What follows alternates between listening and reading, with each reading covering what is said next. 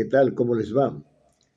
Aquí nuevamente para seguir reflexionando sobre la carga pesada que viene dejando el unicameralismo al bicameralismo.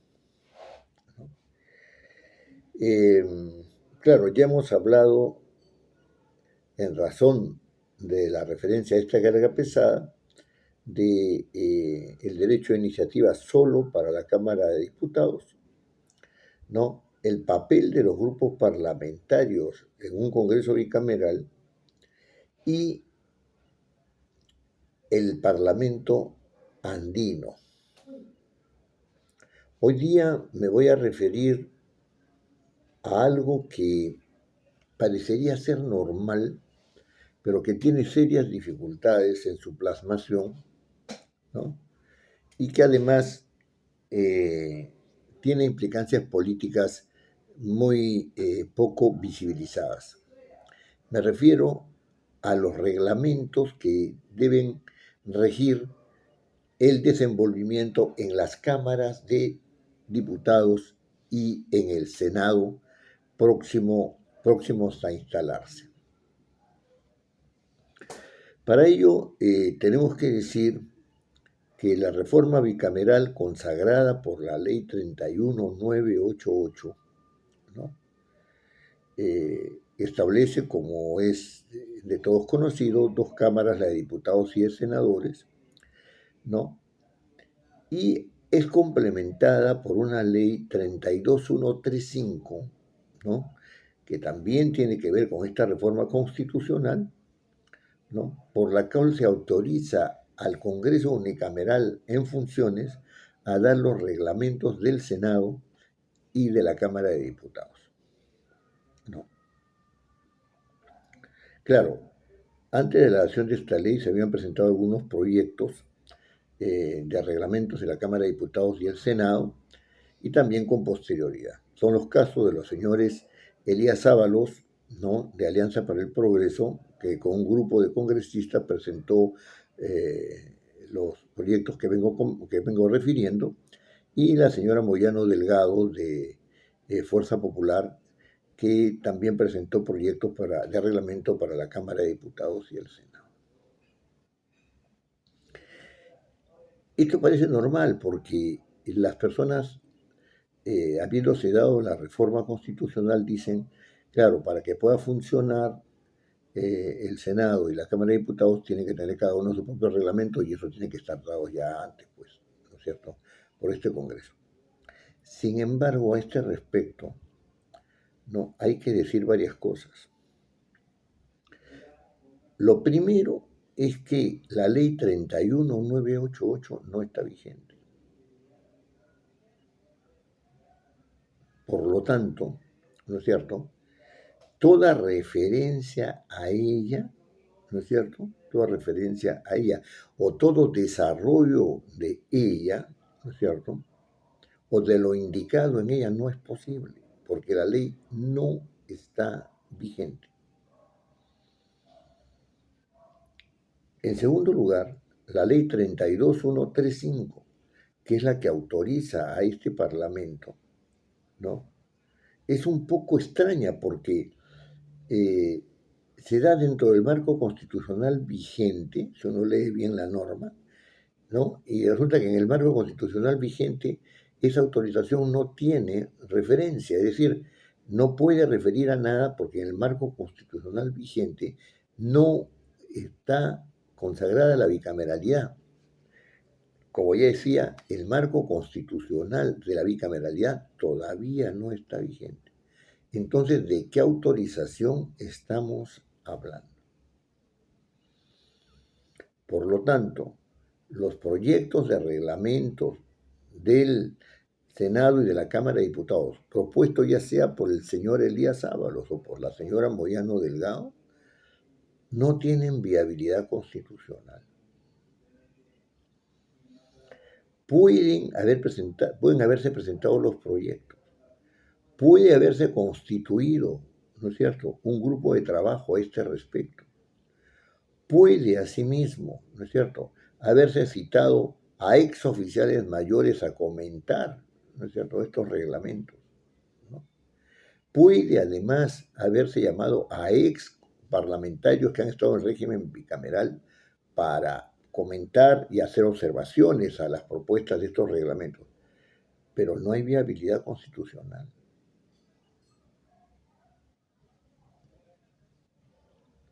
Y no hay viabilidad constitucional, no solamente porque la ley de la bicameralidad no esté vigente, sino porque además, ¿no es cierto?, el artículo 90 del texto reformado, que no está vigente, dice, ¿no es cierto?, que el Senado y la Cámara de Diputados, ¿no es cierto?, elaboran y aprueban su propio reglamento.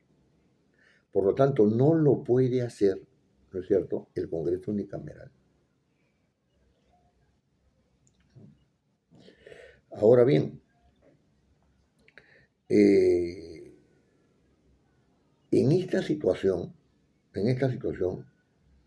eh, ha surgido una posición muy interesante del doctor César Delgado Gembes, quien dice que los reglamentos de la Cámara de Diputados y del Senado, vigentes antes de del golpe de Estado del año 1992, no fueron derogados. Utiliza la palabra derogados, ¿no? Y por lo tanto estarían vigentes. Esto que dice que hace pensar que estos reglamentos tendrían que ser aplicados a la Cámara de Diputados y el Senado. Él lo ha precisado en una última intervención, diciendo de que las juntas preparatorias que están normadas en este reglamento, ¿no es cierto?, las normas de esta junta que regulan a esta junta preparatoria debían ser las que se apliquen, ¿no es cierto?, para la constitución de la Cámara de Diputados y del Senado. Y que después el Senado y la Cámara de Diputados, en razón de su autonomía, ¿no?, deberían elaborar su propio reglamento, para el cual pueden haber ya preparadas propuestas, pero no aprobadas.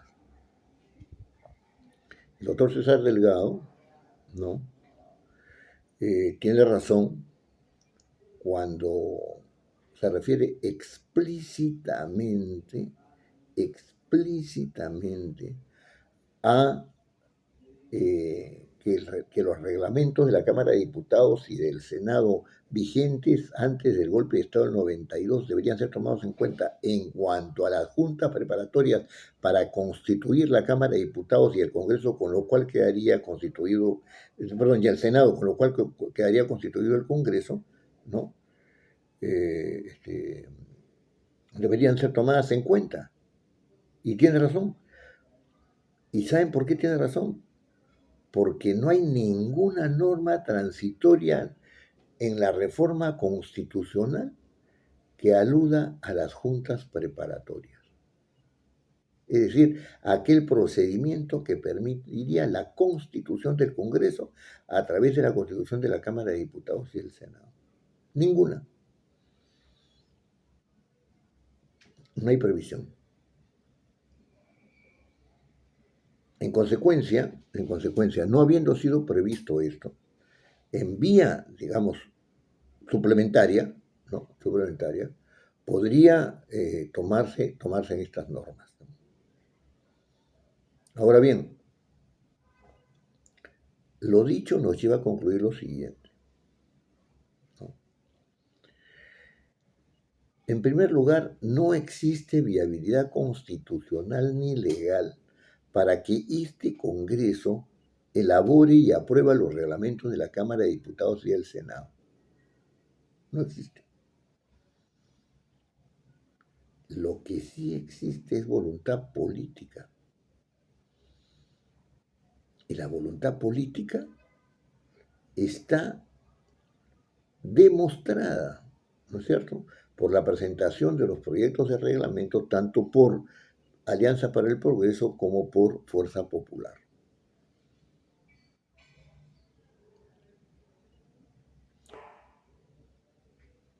dadas las circunstancias actuales, en que estos grupos parlamentarios, acompañados por Perú Libre y Avanza País, han copado el servicio parlamentario y los puestos dirigenciales pertenecientes a dicho servicio, hay derecho a sospechar de que esta voluntad política, ¿no es cierto?, implicará también un copamiento de, la única, de las plazas bicamerales, justamente, justamente porque el interés en los reglamentos lo hará posible.